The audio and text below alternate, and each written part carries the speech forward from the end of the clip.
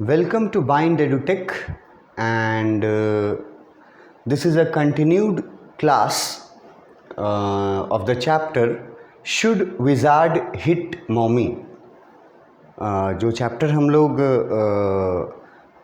पूरा कंप्लीट कर चुके हैं ना प्रीवियस वीडियोस में, वो चैप्टर में लाइन बाय लाइन हम लोग गए और प्रीवियस वीडियो में मैं आपको बता रहा था कि क्या फ़र्क पड़ता है टेक्स्ट बुक से लाइन बाय लाइन पढ़ना ज़रूरी क्यों है,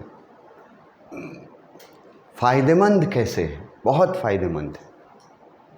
टेक्स्ट बुक से जो भी स्टोरी होता है इंग्लिश के तुम्हारे फ्लैमिंगो में या विस्टाज में, जितने भी स्टोरीज़ हैं, जितने भी पोएम्स हैं फ्लैमिंगो बुक में, तो पोएम्स भी जब पढ़ते हो और या जो चाहे स्टोरी पढ़ते हो, प्रोज सेक्शन पढ़ते हो, तो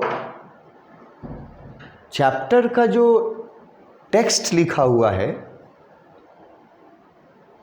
उसको देखना, वर्ड्स को है ना पढ़ना, फिर उसमें डिफ़िकल्ट वर्ड्स क्या है उन वर्ड्स को चुनना और उनका मीनिंग समझना जो हम बता देते हैं, ठीक है। उसके बाद फिर सेंटेंस का मतलब समझना, ऐसे करके अगर तुम लाइन बाय लाइन जानकारी रखोगे पढ़ाई का इंग्लिश में, तभी तुम बहुत अच्छे मार्क्स का एक्सपेक्टेशन रख सकते हो। अगर तुमको इंग्लिश में क्लास 12th का फाइनल एग्ज़ामिनेशन में 100 मार्क्स में से 100 मार्क्स में से जो स्टूडेंट्स लोग ये सोच रखे हैं कि कोई सोच रखा होगा, कोई स्टूडेंट सोच रखा होगा कि हम किसी तरह पास कर जाएं, ऐसे भी तो बहुत सारे स्टूडेंट्स होंगे ना जो सोच रहे इंग्लिश के बारे में और सब्जेक्ट्स के बारे में, जो भी सोचते होंगे इंग्लिश के बारे में, ऐसे स्टूडेंट्स भी होंगे जो सोच रहे होंगे कि हम पास पर कर जाएं बहुत है। फिर कुछ ऐसे भी कैटेगरी होगा स्टूडेंट्स का जो लोग सोच रहे होंगे कि नहीं, कम से कम 60 हमको लाना है इंग्लिश में फर्स्ट डिवीज़न के रैंक में रहने के लिए, ठीक है। कुछ ऐसे भी स्टूडेंट्स होंगे जो 75 को अपना टारगेट रखे होंगे। 75 मैंने इसलिए कहा क्योंकि 75 मार्क्स जो होता है वो डिस्टिंक्शन कहलाता है। डिस्टिंक्शन से पास होना, ये वर्ड अगर तुम लोग सुने हो तो अच्छा बात है, नहीं सुने हो तो नया वर्ड जिनके लिए है उनके लिए मैं बता दूं कि अगर किसी भी ये में आपका 75 या उससे ज़्यादा आया है परसेंटेज, तो आपके रिज़ल्ट में लिखा हुआ रहता है कि 75% से ऊपर लाया है, इसने डिस्टिंक्शन के साथ इस एग्ज़ामिनेशन को पास किया है, with distinction, because the marks he obtained is more than 75%। तो कुछ लोग स्टूडेंट होंगे जो डिस्टिंक्शन मार्क्स का भी लक्ष्य रखे होंगे कि 75 कम से कम डिस्टिंक्शन में जाना है। कुछ स्टूडेंट्स ऐसे भी होंगे जो 80 एंड अबव का सोच करके रखे होंगे मार्क्स कि इंग्लिश में हमको 80 या 80s में 80, 81, 82 इस तरह से नंबर लाना है। और फाइनल जो ग्रुप के स्टूडेंट्स होंगे लास्ट कैटेगरी में, कुछ स्टूडेंट्स ये भी सोच रखे होंगे कि हमको 90s में जाना है मार्क्स में, इंग्लिश में अपना 90s में जाना है। 90s में जाने का मतलब क्या हो गया कि उसको 100 में से 90 लाना है, 91 आ जाए, 92 आ जाए, 93 आ जाए, 94, 95, 96, इसको 90s बोलेंगे। तो 90 एंड अबव 100 में से। तो कुछ ऐसे स्टूडेंट्स भी होते हैं, रहते हैं, बहुत सारे स्टूडेंट्स रहते हैं इस कैटेगरी में, जो लोग एम करते हैं कि हम अपने खुद उनका अपना अंदर जो एम होता है हर सब्जेक्ट को लेकर के और पूरे रिज़ल्ट को लेकर के, तो वो सब अलग अलग होता है ना सब स्टूडेंट्स। कोई सोचता है कि हम पास कर जाएं, भगवान बहुत बड़ा बात है। उसी क्लास में बैठा हुआ कोई स्टूडेंट ऐसा रहता है जो ये सोच रहा होता है कि हमको फर्स्ट डिवीज़न लाना है, पास करने का उसको चिंता नहीं है। उसी क्लास में कोई ऐसा भी स्टूडेंट रहता है जो ये सोच रहा होता है कि हमको डिस्टिंक्शन के साथ पास होना है, मतलब 75% लाना है और उसके अबव। और उसी क्लास में कोई ऐसा भी स्टूडेंट रहता है जो इस एम के साथ पढ़ता है कि मुझे 90s में जाना है इंग्लिश में मार्क्स में, मतलब 100 में से 90 और अबव। तो हर कैटेगरी के स्टूडेंट्स होते हैं और स्टूडेंट का कैटेगरी कौन डिसाइड कर सकता है कि कौन स्टूडेंट पास होने वाला कैटेगरी में है, कौन स्टूडेंट 60 मार्क्स फर्स्ट डिवीज़न वाला कैटेगरी में है, कौन स्टूडेंट डिस्टिंक्शन वाला कैटेगरी में है, और कौन से स्टूडेंट्स जो हैं वो 90s वाले ग्रुप में हैं। ये कौन तय करेगा? सबसे अच्छा तरीका से ये कौन तय कर सकता है पता है? सबसे अच्छा तरीका से ये स्टूडेंट खुद ही तय कर सकता है कि वो किस ग्रुप में रहना चाहता है। कोई और तय नहीं कर सकता उसके बारे में। ये स्टूडेंट्स का तय होना, मतलब स्टूडेंट हिमसेल्फ और हरसेल्फ, उनको अपने से अपने स्टूडेंट में जो काबिलियत है, जो टैलेंट है, जो नॉलेज है, वो सबसे बेहतर तो खुद स्टूडेंट ही जानता है ना, सबसे रियल वाला। सब ह्यूमन बीइंग्स पर ये बात लागू होती है कि अपने आप को सबसे अच्छा कौन समझ सकता है? कोई दूसरा समझ सकता है क्या आपको? नहीं। सबसे अच्छा आप क्या हैं, आप क्या कर सकते हैं, आप कितने पानी में हैं, आप कितने तेज़ हैं, आप कितने चालाक हैं, ये सब दूसरे लोग अनुमान लगा सकते हैं लेकिन तय नहीं कर सकते। और ये तय कर सकते हैं सिर्फ और सिर्फ आप खुद के बारे में ही सिर्फ तय किया जा सकता है। तो ये जो कैटेगरी है ना कि पास होने वाले कौन हैं और 60 मार्क्स वाले कौन हैं, डिस्टिंक्शन वाले कौन हैं और 90s वाले कौन हैं, ये कैटेगरीज आपको स्टूडेंट्स को सबको अपने अपने बारे में खुद तय कर लेना होगा कि वो किस एम के लिए जाना चाह रहा है, किस कैटेगरी के में वो उसका एम है जाने का। उस तरह से पढ़ाई करनी चाहिए, ठीक है। तो जिसको 33 लाना है या उसको किसी तरह पास करना है तो वो उतना गहराई से बातों को समझने में इंटरेस्टेड नहीं रहेगा क्लास में या वीडियोस लेक्चर्स जैसे मैं बताता था। जिनको फर्स्ट डिवीज़न लाना है, 60 एंड अबव चाहिए इंग्लिश में, वो स्टूडेंट्स थोड़ा क्लास में ज़्यादा अटेंटिव रहते हैं थोड़ा, क्योंकि उनको पता है कि अगर सर की बताई हुई बातों को ठीक से नहीं सुनेंगे और अपना ध्यान अगर नहीं लगाएंगे यहाँ, तो हमको 60 नहीं आएगा, फिर दिक्कत में पड़ जाएंगे हम।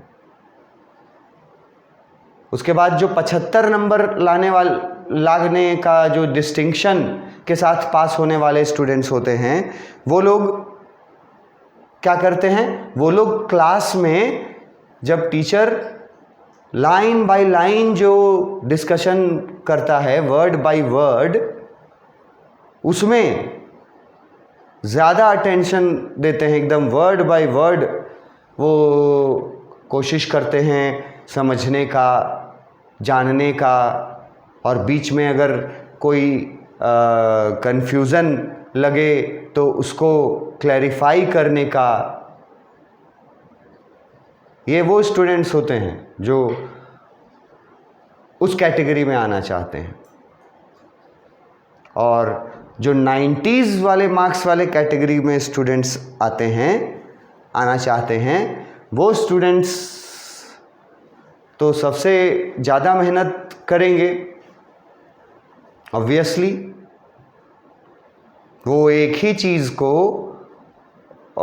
बार बार पढ़ेंगे, एक बार समझे फिर उसको रिपीट करते रहेंगे, मतलब कि प्रैक्टिस में रहेंगे। जैसे मैथमेटिक्स सब्जेक्ट रहता है ना, तो मैथमेटिक्स में क्या रहता है कि चार तरह का फॉर्मूला बता दिया, उसके बाद 4-5 क्वेश्चन दे दिया, उसको सॉल्व कर दिया, और उसके बाद फिर 50 क्वेश्चन आपके लिए छोड़ दिया कि अब आप ये जो थ्योरी समझे हैं इसके लिए उसके अनुसार ये 50 क्वेश्चन अब आप सॉल्व कीजिए। मैथमेटिक्स में ऐसा होता है ना। RS अग्रवाल और कौन सिन्हा वगैरह वगैरह का जो बुक रहता है, ठीक है, तो वो लोग ऐसे प्रैक्टिस करवाते हैं मैथमेटिक्स में। जैसे वैसे ही इंग्लिश में भी प्रैक्टिस जो लोग करते रहते हैं मतलब एक बार पढ़ के भूल गए, समझ के वो नहीं, रिवाइव करते रहते हैं चीज़ों को समय समय पर, रिकॉल प्रैक्टिस करते रहते हैं, वो स्टूडेंट्स जा कर के 90s वाला कैटेगरी में आ पाते हैं। तो कैटेगरी तय कर लो कोई भी चैप्टर पढ़ते वक्त ही, एकदम ईमानदारी से अपना अपना। पहला काम यही होना चाहिए तुम्हारा स्टूडेंट का कि तुम जो पढ़ने जा रहे हो, तो तुम अपने आप को किस कैटेगरी में रखते हो, जो मैंने कैटेगरीज बताई, ठीक है, और फिर उसी अकॉर्डिंग तुम अपना मेहनत करो। पास होने वाले स्टूडेंट्स को ज़्यादा मेहनत करने की ज़रूरत नहीं है। 60 नंबर चाहिए तो थोड़ा अटेंटिव वगैरह वगैरह, तो उस तरह से अपना एक कैटेगरी चुन करके और तब तैयारी करना चाहिए ना चैप्टर्स के बारे में। तो ये chapter should wizard hit mommy जो हम लोग पढ़ चुके हैं, जिसमें स्टोरी के अंदर स्टोरी चल रहा था, डबल लेयर्ड स्टोरी था, ठीक है। वो कहानी का जो एंडिंग हुआ था, कहानी का जो अंत हुआ था, उसमें बहुत सारे क्वेश्चंस रेज करके रीडर्स के माइंड में, और ऑथर जो हैं वो अनआंसर्ड छोड़ देते हैं उन चीज़ों को, मतलब कि वो रीडर्स पे छोड़ देते हैं कि अब तुम डिसाइड करो। डिसीज़न लेने का पावर वो रीडर्स को दे दिए हैं इस कहानी के अंत में, ठीक है, और अपने तरफ से कोई कंक्लूज़न नहीं निकाल करके दिए हैं कि कौन सही था कौन गलत था, क्या सही हुआ क्या गलत हुआ, ये वो नहीं बताए हैं। वो सिर्फ बताए हैं कि क्या क्या हुआ, कैसे कैसे हुआ, और फिर छोड़ दिए हैं कि अब आप पढ़ लिए, अब आप खुद अपना डिसीज़न खुद आप तय कीजिए कि क्या सही हुआ क्या गलत हुआ, और जो भी सही और गलत आप डिसीज़न तय कीजिएगा उसके पीछे प्रूफ क्या है आपके पास, उसको प्रूव कैसे कीजिएगा आप, वो आपको तय करके रखना पड़ता है। ठीक है, तो बहुत सारे क्वेश्चंस रेज हुए थे और उन क्वेश्चंस में जो एक मुख्य किरदार, कैरेक्टर, मेन कैरेक्टर, एक one of the main characters जो इस कहानी में थे, फादर जैक नाम था, वो इस कहानी का सबसे इम्पॉर्टेंट कैरेक्टर्स में से एक इम्पॉर्टेंट कैरेक्टर है। और जैक के जो फीलिंग्स बताए गए थे आखिरी के लाइंस में, ठीक है, वो लाइंस बहुत डीप मीनिंग रखते थे, बहुत सिंबॉलिक लाइंस थे। ये मैंने आपको एक्सप्लेन भी किया है एंडिंग करते वक्त। तो मैं नोट से मल्टीपल चॉइस क्वेश्चन शुरू करेंगे, उसके पहले मैं ये नोट चाहता हूँ कि आप इस बात को, जो मैंने यहाँ छोटा सा एक नोट दिया है, इस बात को आप पहले और ये रिलेटेड है ending of the story, father Jack के फीलिंग्स कैसे थे, वो कैसा फील कर रहा था। तो इसके बारे में एक व्यू पॉइंट, इसको ज़रा देख लो और इसके बाद फिर एमसीक्यू जो है वो अपना शुरू करेंगे। यहाँ लिखा गया है कि Jack feel caught in a cage. लिखा गया था कि जैक ऐसा महसूस कर रहा था जैसे वो किसी केज में फंस गया हो। अब अगर सवाल पूछा जाए कि सचमुच में वहाँ कोई केज प्रेजेंट था, तो मैं बता चुका हूँ कि नहीं प्रेजेंट था। तो फिर केज वर्ड लाया क्यों? क्योंकि वो रूम जो था, लिविंग रूम था, उसमें सोफ़ा, चेयर, टेबल, ये सारी चीज़ें थी। लिविंग रूम था जहाँ पेंट कर रही थी, तो सारी चीज़ें रखी हुई थी, चारों तरफ से घिरा हुआ था जैक, लकड़ी के चीज़ों के बीच घिरा हुआ था। तो उसका अपीयरेंस जो था, ऐसा अपीयर हो रहा था जैसे वो किसी केज में फंस गया हो।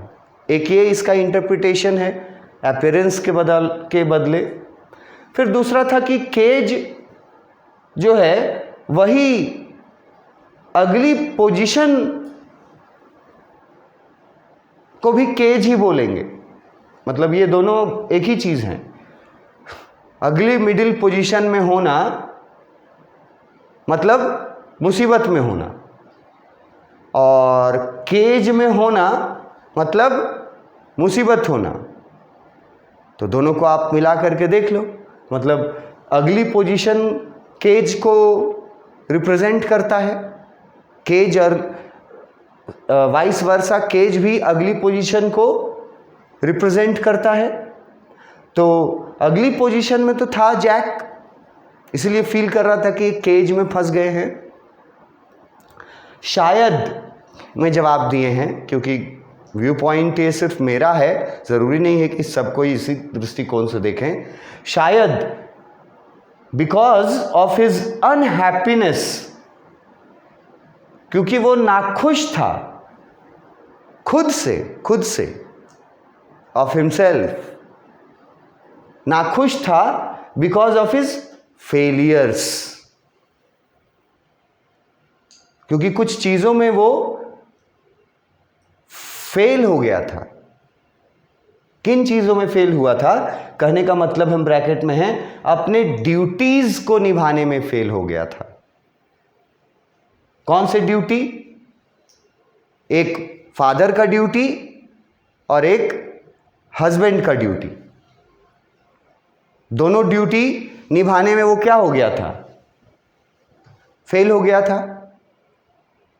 ना बेटी को सुला पाया और ना अपनी वाइफ का हेल्प कर पाया। तो दोनों ड्यूटीज में फेलियर हो गया, इसीलिए वो नाखुश था अपने आप से, ठीक है, अनहैप्पी था वो अपने आप से।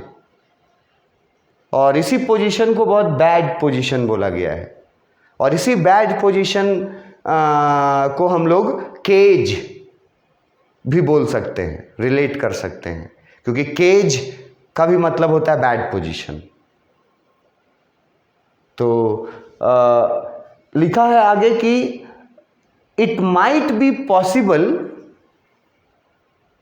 ऐसा संभव हो सकता है एक व्यू पॉइंट से, it might be possible that Jack sees Claire primarily as his tormentor and not his Eli.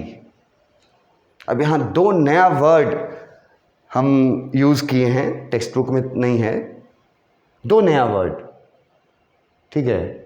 Perhaps शायद ये भी हो सकता है कि जैक, लास्ट में लिखा था ना कि जैक ये फील कर रहा था, ये देख रहा था कि उस केज में उसके साथ उसकी वाइफ भी है, ठीक है। His wife was also caught in that cage. लेकिन जैक को कोई इंटरेस्ट नहीं था अपने वाइफ से बात करने में या उसके काम में मदद करने में या कुछ भी। He was not at all interested, ये लिखा गया था टेक्स्ट बुक में। तो उसका ये है एक रीजन कि क्यों जैक को ऐसा महसूस हो रहा था कि हमको वाइफ के प्रति ऐसा ऐसा वो सोच रहा था, that he will not speak to her, he will not get, he will not go near her. ऐसा वो क्यों सोच रहा था उस समय अपने वाइफ के प्रति। तो एक वर्ड हम बताए थे कि वो खुद से शर्मिंदा था, he was ashamed of himself, ठीक है, क्योंकि वो ड्यूटीज़ अपना नहीं पूरा कर पाया, फेलियर हो गया दोनों ड्यूटीज़ में। ना तो फादर का ड्यूटी पूरा किया ठीक से, ना तो हस्बैंड होने का ड्यूटी पूरा किया। तो ये जो उसका खुद पे जो गुस्सा है, खुद से जो नाराज़गी है, इसी को मुश्किल हालात बोले गया है, केज वर्ड। अब वाइफ से क्यों नहीं बात करना चाहता है, क्यों नहीं उसके नज़दीक जाना चाहता है, क्यों नहीं उसकी हेल्प करना चाहता है, इसका आंसर ये वाला सेंटेंस देगा, दैट के बाद एकदम सटीक आंसर कि वाइफ से क्यों नहीं बात करना चाहता है, क्यों उसके काम में हेल्प नहीं करना चाहता है। और टेक्स्ट बुक में लिखा हुआ है, ये लास्ट लाइन्स में एकदम लास्ट वर्ड्स हैं। और एनीथिंग, लास्ट में लिखा हुआ है एनीथिंग। तो वाइफ से ऐसा क्यों वो ऐसा सोच रहा था उससे, उसके बारे में, उसका आंसर आपको ये लाइन देता है। ये बहुत इम्पॉर्टेंट है और याद रखना थोड़ा मुश्किल भी है। अगर समझ जाओ तो लिख लोगे, ठीक है। ऐसा इसलिए है क्योंकि जैक अपनी पत्नी क्लेयर को उस समय, प्राइमरीली वर्ड लिखा हुआ है, प्राइमरीली मतलब टेम्पररी जो सिचुएशन था उस समय, जैक का माइंड का जो सिचुएशन था, मेंटल जो कंडीशन था उस समय ना, टेम्पररी रूप से थोड़ी देर के लिए जैक जो है वो क्लेयर को अपना एनिमी समझने लगता है, न कि अपना फ्रेंड। और उसके लिए दो वर्ड यूज़ किए हैं, Jack sees clear. Primarily word बहुत इंपॉर्टेंट है, क्योंकि मतलब for some time, short of period, हमेशा के लिए नहीं। मतलब उस समय ऐसे परिस्थिति में जैक जो है वो क्लियर को अपना टॉर्मेंटर समझ रहा था,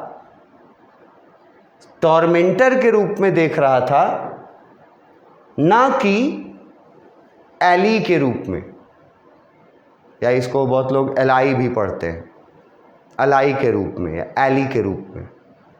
वो किस रूप में अपनी वाइफ को देख रहा था? टॉर्मेंटर के रूप में। किस रूप में नहीं देख रहा था? एली के रूप में।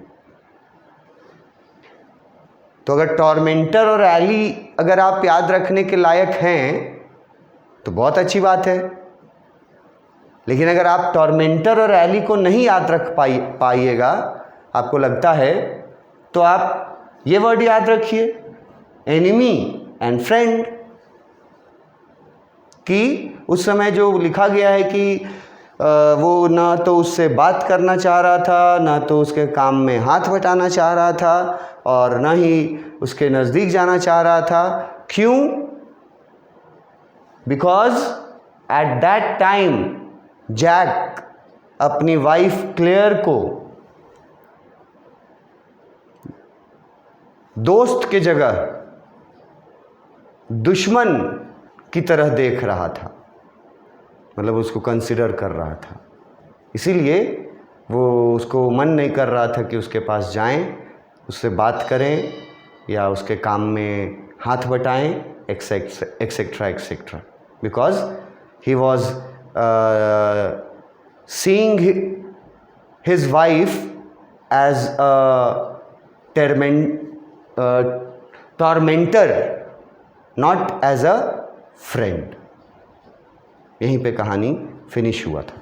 तो ये इसलिए हम नोट में ये स्पेशली एमसीक्यू शुरू करने से पहले ये तुमको रिवाइव करवा दिए, हर पॉसिबल तरीके से क्वेश्चंस कोई तुमको ना छूटे, इस हिसाब से मैंने सभी पॉइंट्स हर एंगल से आपको बता दिया। अब ये प्रैक्टिस हम लोग शुरू करेंगे मल्टीपल चॉइस क्वेश्चन का। देखो कितना क्वेश्चन है हमारे पास। एक्चुअली में हमारे पास काफ़ी क्वेश्चंस हैं, जैसा कि हम लोग देख सकते हैं 30s में चले गए और 40s में भी चले गए, 46, 47, मतलब we have almost 50 questions regarding this chapter, should wizard hit mommy, है ना। 50 मल्टीपल चॉइस क्वेश्चंस हैं हमारे पास, और इन्हीं मल्टीपल चॉइस क्वेश्चंस को अटेम्प्ट करके, ईमानदारी से अटेम्प्ट करके आप ये जान पाइएगा कि कहानी में आप किस तरह, मतलब कहानी के बारे में आप कितना जानते हैं, वो आप समझ पाइएगा इन क्वेश्चंस को अटेम्प्ट करके। Thank you.